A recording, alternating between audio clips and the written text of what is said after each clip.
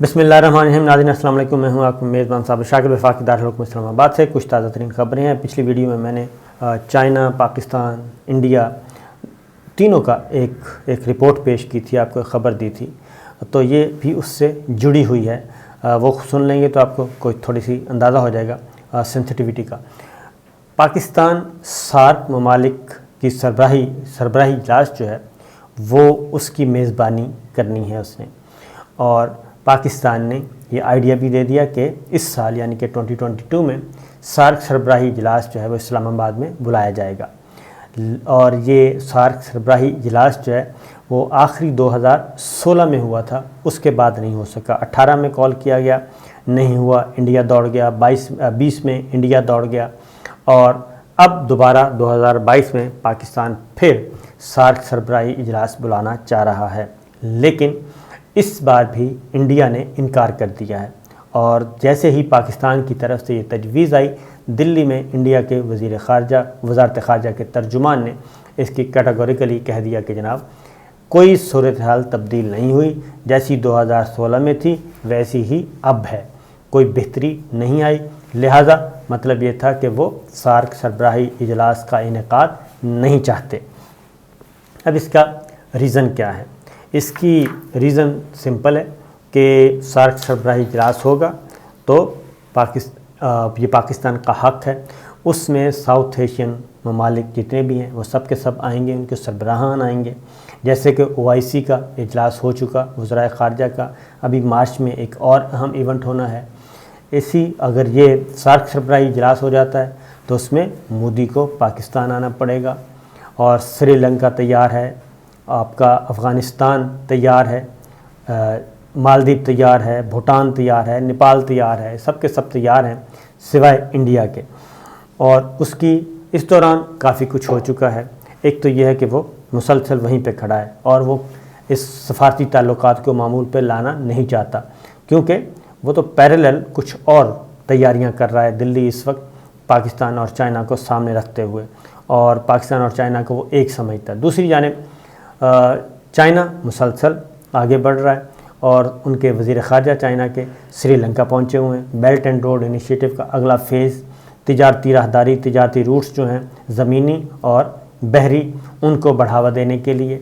तो वो भी वहाँ पे हैं। नेपाल, भूटान, ये सब के सब चाइना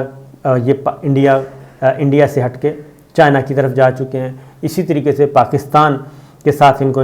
CPEC के साथ इंटरलिंक किया जा रहा है, और पाकिस्तान के रास्ते इनको शामिल किया जा रहा है बेल्ट एंड रोड इनिशिएटिव में। तो ये सारे डिज़ाइन उनके सामने है। तो इसीलिए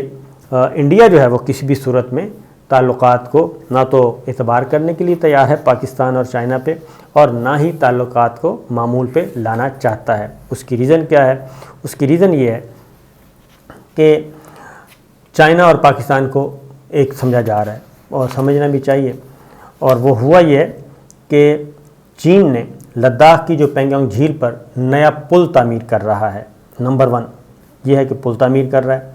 और इससे जनूबी किनारों को दूसरों से मिलाएगा, यानी पेंगोंग झील के जो शुमाली और जनूबी किनारे हैं उनके दरमियान आपस में राब्ता हो जाएगा, जिससे चीनी फ़ौज जो है वो दोनों अतराफ़ में न सिर्फ गश्त कर सकेगी बल्कि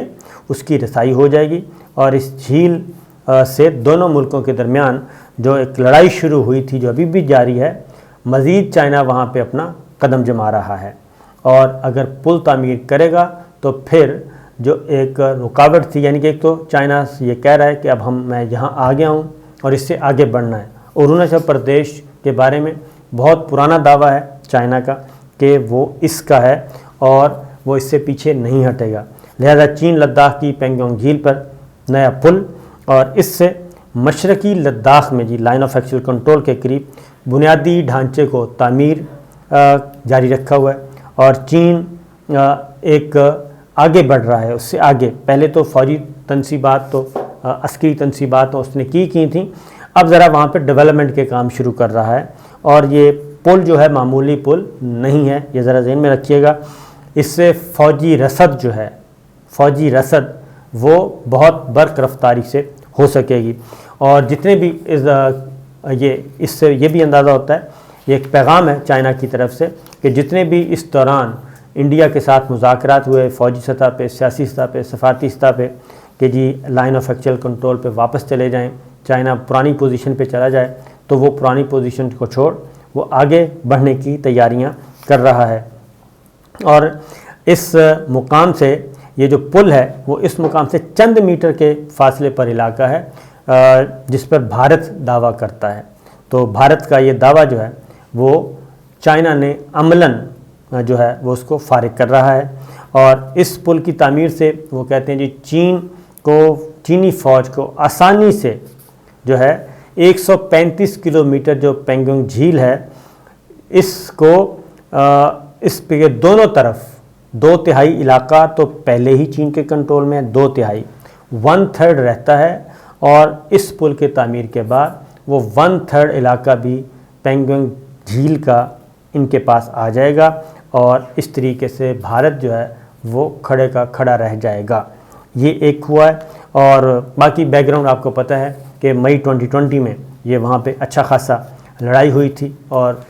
ٹھیک ٹھاک ٹھکائی ہوئی تھی، جس کے بعد سے لے کے اب تک بہت زیادہ کوشش کی جا رہی ہے لیکن بات نہیں بن رہی۔ اب چینی اخبار ہے گلوبل ٹائمز، وہ یہ کہتا ہے کہ بھارتی سرحد کے قریب گلوان ویلی میں اپنے کردار کے ساتھ اپنی 1 انچ زمین بھی نہ دینے والی PLA کے فوجی 1 جنوری 2022 کو چینی لوگوں کو نئے سال کی مبارکباد پیش کرتے ہیں۔ وہ اس بیک گراؤنڈ میں بتا رہے ہیں، یہ انڈین جرنلسٹوں نے بھی اس پہ کافی واویلا کیا تھا سوشل میڈیا پہ بھی، کہ اس سال کے آغاز میں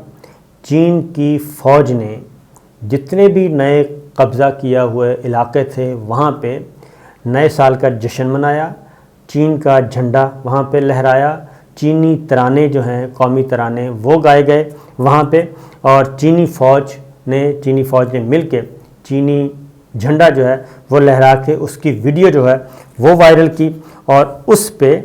ان تازہ ویڈیوز کا میسج یہ تھا کہ ہم آ چکے ہیں اور واپس نہیں جا رہے۔ تو ان سارے سوالوں کا جواب دلی میں موجود بھارت کے دانشوروں نے، بھارت کے ڈپلومیٹس نے، ریٹائرڈ جو ہیں تھنک ٹینکس، انہوں نے پوچھا مودی سرکار سے کہ جناب یہ سب کچھ کیا ہو رہا ہے، تو اس کا جواب ابھی تک نہیں دیا گیا۔ اس کا مطلب یہ ہے کہ نہ صرف نئے دیہات تو پہلے ہی انہوں نے بنا لیے ہیں، سب کچھ کر لیا ہے، اور اگلی بات یہ ہے کہ چین نے جو اپنا ایک نقشہ جاری کیا ہے اس میں اروناچل پردیش ریاست جو ہے وہ شامل کر دی گئی ہے چائنا میں، اور انڈیا میں جو ہے اس وقت وہ چائنا میں شامل کر دی گئی ہے نئے نقشے میں، اور 15 مقامات پر نئے نام لکھ دیے گئے ہیں، 15 مقامات کے تبدیل کر دیے گئے ہیں نام، اور یہ چین نے ایسا کیا ہے نقشہ تبدیل، اروناچل پردیش اپنا، اور 15 مقامات کے نام بھی تبدیل کر دیے اور یہ جاری کر دیا، اور جس کی وجہ سے دلی سرکار جو ہے وہ کافی پریشان ہے۔ اس کا جواب کاؤنٹر کیا کیا گیا؟ کاؤنٹر یہ کیا گیا دلی میں جی ایک کیا گیا ڈنر کیا گیا، اور اس میں بلایا گیا یہ تبت کے جو ہیں باغی اور جن کو پناہ دی ہوئی ہے انڈیا نے، انہوں نے ایک اہتمام کیا ہے کھانے کا، ظہرانہ عشائیہ جو بھی تھا اس میں انڈین پارلیمنٹیرینز کو بلایا گیا، انہوں نے شرکت کی۔ اس پہ چائنا نے براہ راست خطوط لکھے ہیں، اور کافی انتباہی خطوط لکھے دلی کو، اور اس میں ان کی کلاس لی گئی، وہ بھی ایک ایشو بنا ہوا ہے۔ اور دوسری جانب چین نے جتنے بھی اقدامات کیے ہیں جی اس پہ بھارت جو ہے وہ کافی برہم ہے، خاص طور پہ بھارت کا جو زیر انتظام ریاست ہے اروناچل پردیش کے 15 مقامات جو نام تبدیل کیے ہیں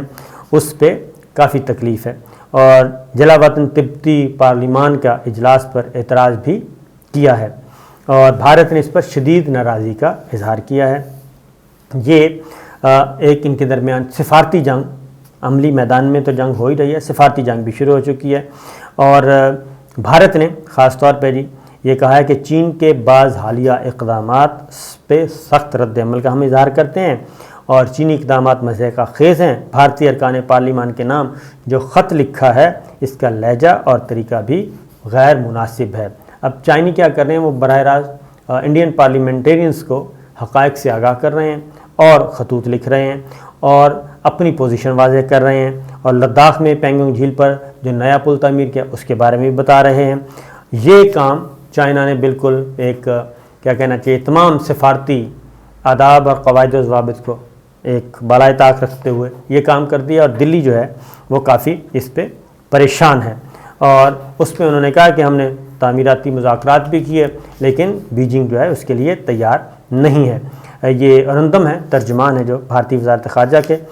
انہوں نے کہا کہ چینی سفارت خانے نے بھارتی ارکان پارلیمان کے نام جو خط لکھا تھا اس میں انہوں نے دیکھا اس کا خط کا مواد، لہجہ اور طریقہ کار غیر مناسب ہے۔ چین کو یاد رکھنا چاہیے کہ بھارت کے فعال جمہوریت اور عوام کے نمائندے کے طور پر معزز اراکین پارلیمنٹ اپنے خیالات اور نظریات کے مطابق سرگرمیاں سر انجام دیتے ہیں۔ چین سے توقع کرتے ہیں کہ وہ ارکان پارلیمنٹ کی معمول کی سرگرمیوں کو بڑھاوا دینے سے گریز کریں اور ہمارے دو طرفہ تعلقات کی صورتحال کو مزید پیچیدہ نہ بنائیں۔ 22 دسمبر کو ہوا یہ تھا کہ 22 دسمبر کو جلا وطن جو تبتی پارلیمانی ارکان ہیں، نئی دہلی میں ایک عشائیہ ہوا اور اس میں بھارت کے متعدد ارکان نے شرکت کی تھی۔ دلی میں چینی سفارت خانے نے اس پہ گہری تشویش کا اظہار کیا تھا کیونکہ تبت کے معاملات میں وہ کہتے ہیں کہ یہ مداخلت ہے اور چین کے اندرونی معاملات میں مداخلت کر رہے ہیں۔ تبت کی آزادی کے لیے سرگرم قوتوں کو مدد فراہم کرنے سے گریز کریں، یہ وارننگ جاری کی تھی بیجنگ نے چین کے لیے، اور چین کا جو سفارت خانہ ہے دلی میں وہاں سے، اور اس کے بعد چائنا نے اپنے اقدامات جو کیے وہ میں آپ کو بتا چکا ہوں، اور چین نے اپنے نقشے میں بھارتی ریاست اروناچل پردیش کے بارے میں جو کچھ کیا وہ واضح ہے، اور بھارتی ترجمان جو ہیں وہ کہہ رہے ہیں کہ ہم امید کرتے ہیں کہ اس طرح کی حرکات میں ملوث ہونے کے بجائے LAC پر جو باقی متنازع علاقے ہیں ان کو حل کرنے کے لیے چین ہمارے ساتھ تعمیری طور پہ کام کرے گا۔ اب یہ ذرا غور سنیے گا کہ اب تک جتنا علاقہ پہ قبضہ کیا جا چکا ہے اس کو انڈیا کا وزارت خارجہ تسلیم کر رہا ہے۔ بھارتی ترجمان کہہ رہا ہے کہ ہم امید کرتے ہیں کہ اس طرح کی حرکات میں ملوث ہونے کے بجائے LAC پر جو باقی متنازع علاقے ہیں ان کو حل کرنے کے لیے چین ہمارے ساتھ تعمیری طور پہ کام کرے گا، جبکہ چین کا ایسا کوئی ارادہ نہیں ہے، وہ آگے بڑھ رہا ہے، پیش قدمی کر رہا ہے، اور لداخ کی معروف اس میں پھر وہ اعتراض کر رہے ہیں، اسی کا ذکر کر رہے ہیں بار بار کہ جو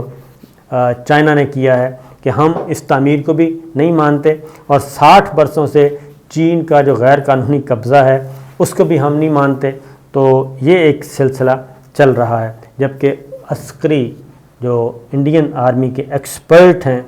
وہ یہ کہتے ہیں کہ چین جو کچھ کر چکا ہے اور جو کچھ کرنے والا ہے، نہ انڈیا پہلے اس کو روک سکا نہ آئندہ روک سکے گا۔